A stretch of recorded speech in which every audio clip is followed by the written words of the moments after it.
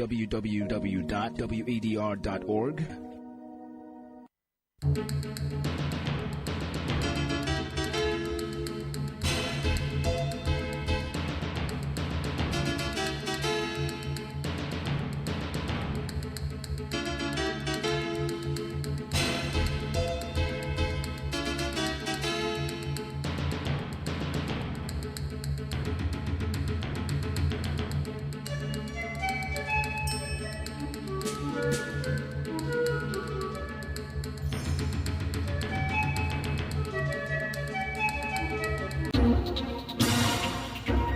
WADR,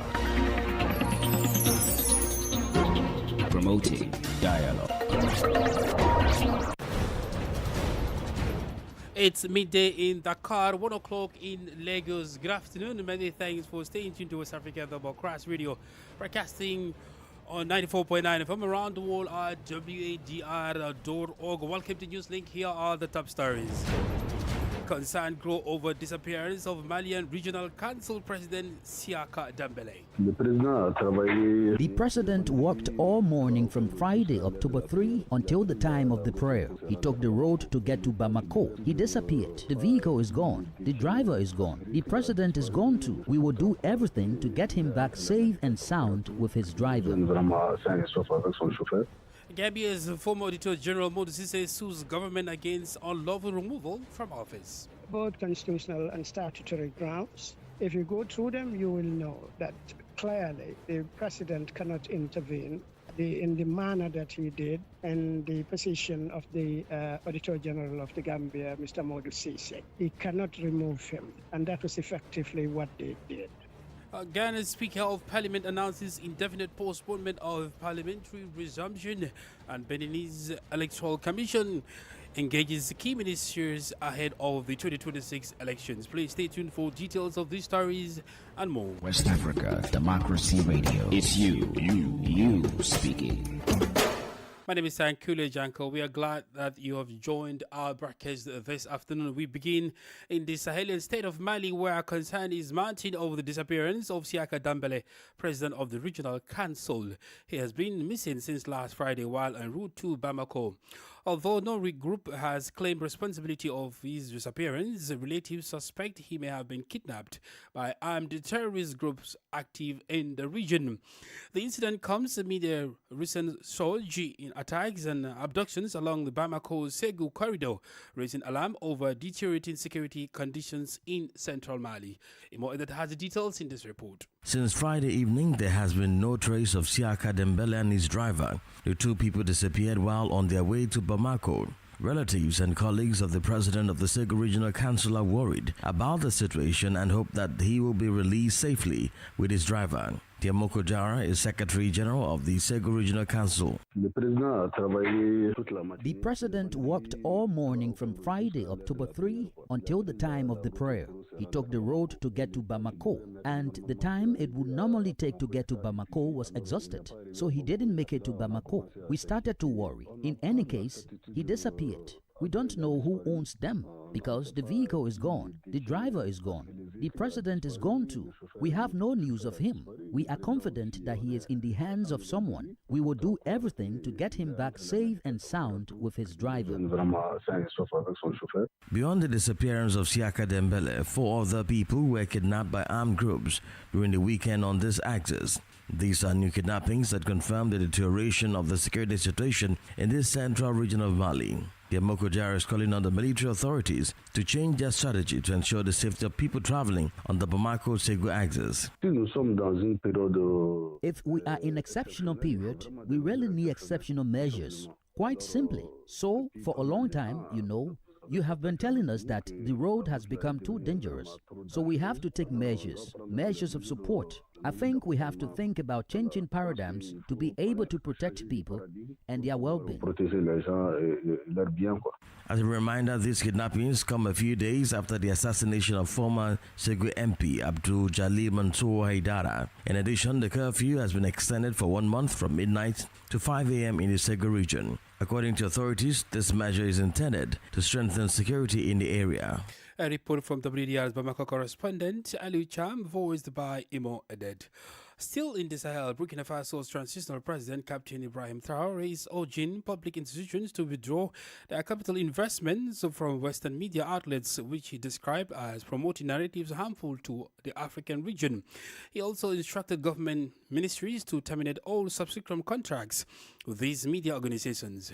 President Traoré made the remarks on Monday during the traditional flag-raising ceremony held as part of the second phase of the National Days of Patriotic Commitment and Citizen Participation in Burkina Faso. Christopher Atichu tells us more. In his speech, Captain Ibrahim Traoré paid tribute to African communicators and emphasized the critical role they play in shaping the continent's narrative. The Burkinabe head of state commended the outstanding work of the African Universities of Communication in Ouagadougou, highlighting their contributions to professional excellence and media development on the continent.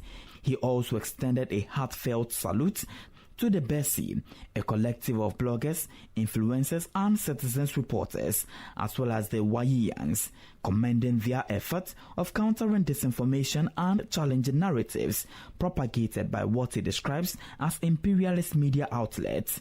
Captain Traoré urged African citizens to distance themselves from such media organizations, noting that although Africans often finance them through equity holdings or subscription fees, the content they disseminate is frequently detrimental to African interests.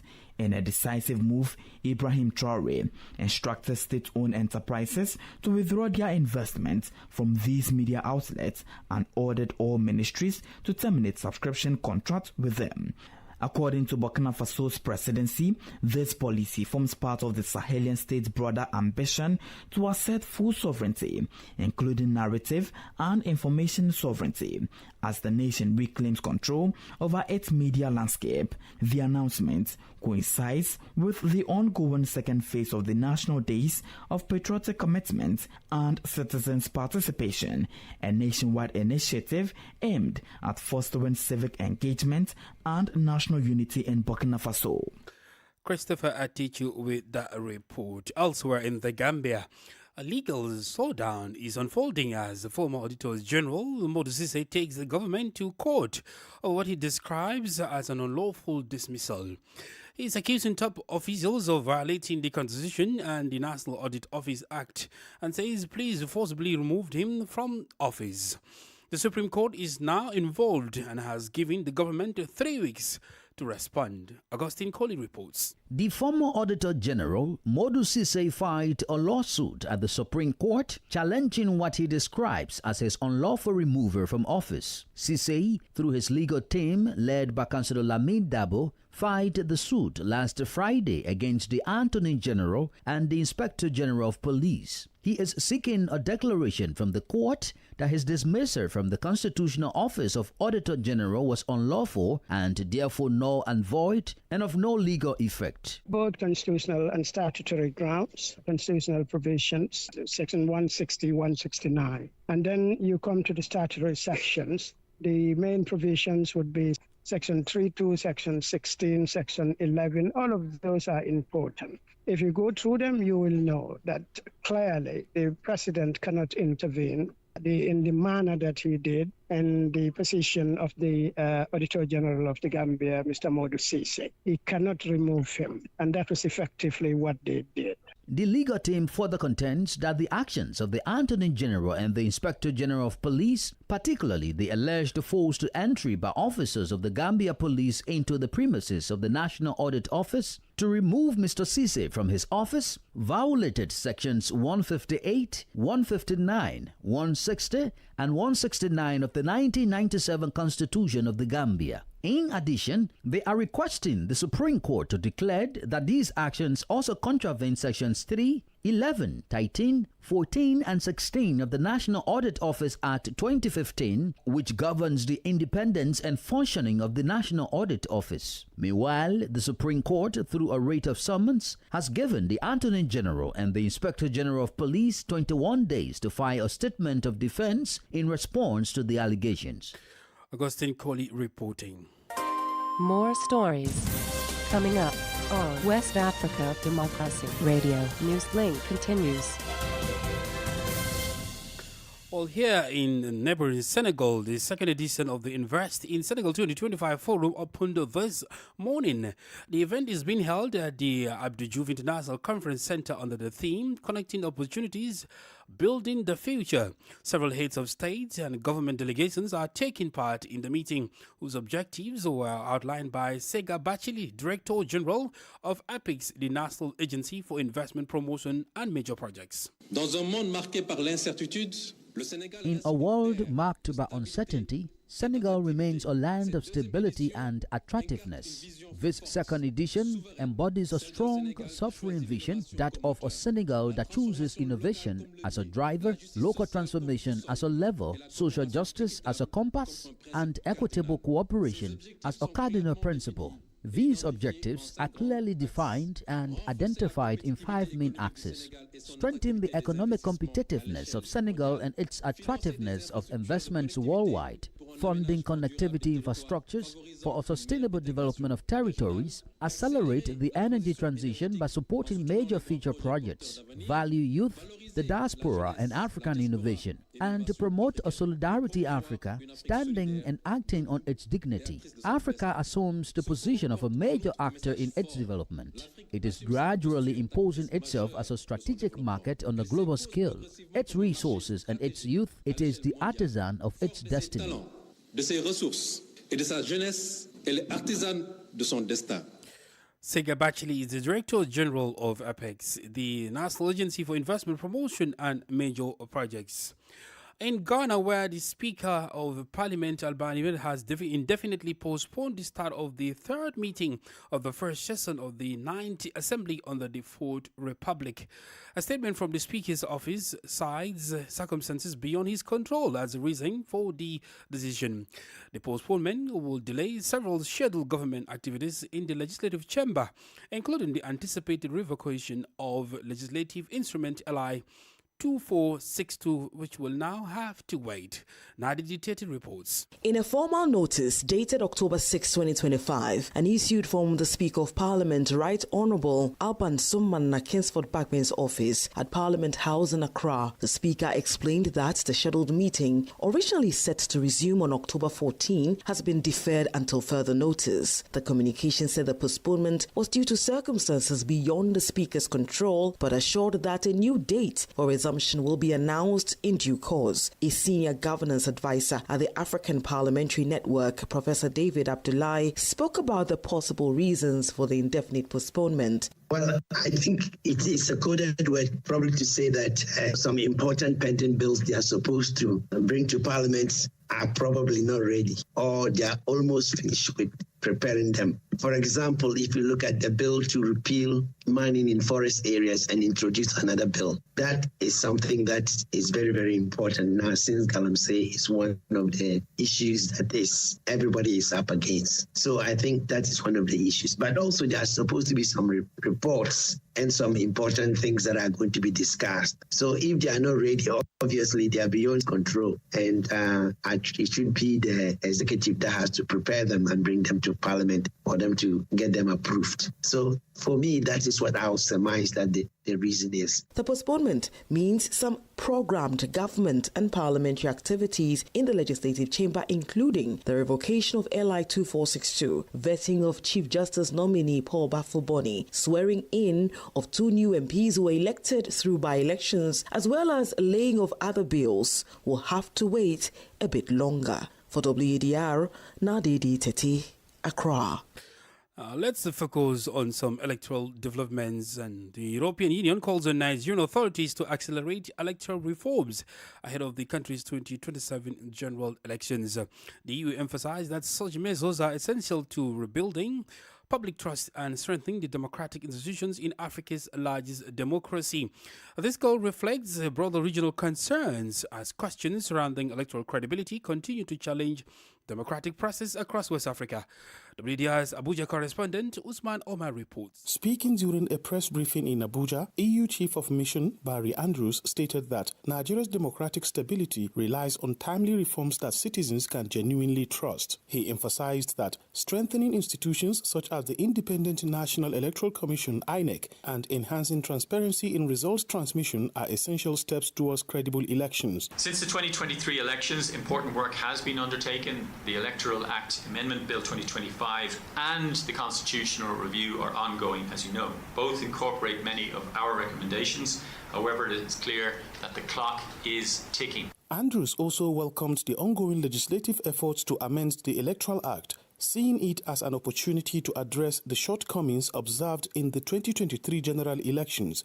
He pledged the EU's commitment to partnering with INEC, civil society, political parties, and the media to promote transparency and inclusiveness throughout the electoral process. Establishing an independent electoral offences commission, as envisaged in some of the constitutional proposals, would be a major step forward and a clear signal that those who break the law cannot act with impunity, and that elections are not a contest without rules, but a contest governed by law. Even if such a commission is not established, closer cooperation between INEC, EFCC, the police and the judiciary would go a long way to addressing impunity. Additionally, the EU mission expressed concern about the broader democratic situation in West Africa, where disputed elections have contributed to instability. Observers suggest that Nigeria's progress in reforming its electoral framework could serve as a model for other fragile democracies in the region that are struggling to uphold civilian rule and maintain public trust in the electoral process. For Newslink on West Africa Democracy Radio, Usman Umar reporting from Abuja. You're listening to Newslink on West Africa Democracy Radio 94.9 FM and online at wadr.org. Here is a reminder of our top stories. Concerns grow over disappearance of Malian Regional Council President Siaka Dembele. Gambia's former Auditor General Modou sues government against unlawful removal from office. Ghana's Speaker of Parliament announces indefinite postponement of parliamentary resumption. And Benin's Electoral Commission engages key ministries ahead of 2026 elections. Still ahead, we have a press review, guest interview, and sports news. Please stay with us. Fresh and breaking news all the time. Hear it first as the news breaks, only on West Africa Democracy Radio. Newslink continues. In Benin, the National Autonomous Electoral Commission (SENA) is continuing its series of consultations with stakeholders in preparation for the 2026 general elections. Following meetings with political parties, SENA is now turning its attention to the ministries and institutions involved in organizing the electoral process. On Monday, a meeting was held between the Commission and representatives from the ministries responsible for overseeing the elections, marking a new phase in SENA's engagement efforts to ensure a transparent, inclusive and well-coordinated electoral process. Abdullah Hassan has the details in this report. Chaired by Saka Lafia, President of the National Autonomous Electoral Commission (SENA) of Benin, the latest working session brought together members of the Electoral Council, SENA technical staff and representatives of key state institutions. The primary objective of the meeting was to remind each institutional actor of their specific role in the organization of the upcoming elections. Francois Biola is electoral advisor at SENA. This is the second series of meetings to present the evolution, how we are going to receive the files, how we are going to manage the files to arrive in January and April 2026. We have first received the political parties, we have received the ministries and the institutions, and then tomorrow we will receive the civil society. During this session, SENA reviewed the implementation of the electoral calendar, outlined procedures for the submission of physical candidacy files, and presented the updated version of its digital platform e-Declaration, a tool designed to modernize and secure the electoral process. The meeting, the fourth in a series since the launch of electoral consultations, is part of SENA's ongoing commitment to transparency and inclusiveness leading up to the general elections.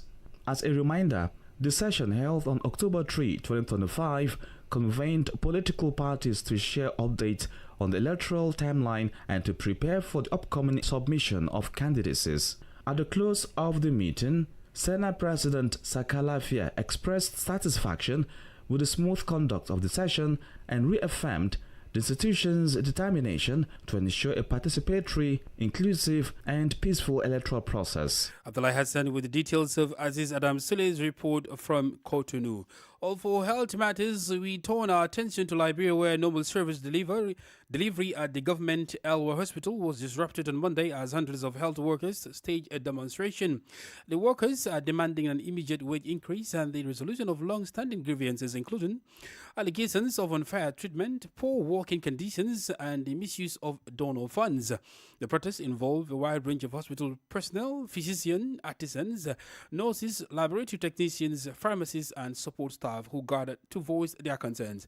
WDR's Monrovia correspondent Abraham Parker reports. Boeman Dogbai, on behalf of the aggrieved workers, highlights concerns about the management of donor resources, specifically citing an instance involving Saving in Mission, SRN Liberia, and SRM International, the operators of the hospital. According to them, the two operators allegedly received US $75,000 intended for the purchase of an ambulance, but these funds were not used for that purpose, which has hindered patient transport between facilities. Since 1 year ago, we've been making all necessary efforts to resolve some major issues affecting the life of staff negatively with the management SIL Liberia at the hospital. The management SIL Liberia has paid deaf ears to our part. Under the leadership SRN is seeking deeper increase marked by wasting low salary, work overload as a result of unnecessary redundancy of staff. Established in 1965 by SRM to provide essential health services to Liberians, ELWA Hospital is reportedly not operating at its previous standards. Workers describe the institution as relying on its past legacy rather than providing adequate current services. In response to the workers' petition,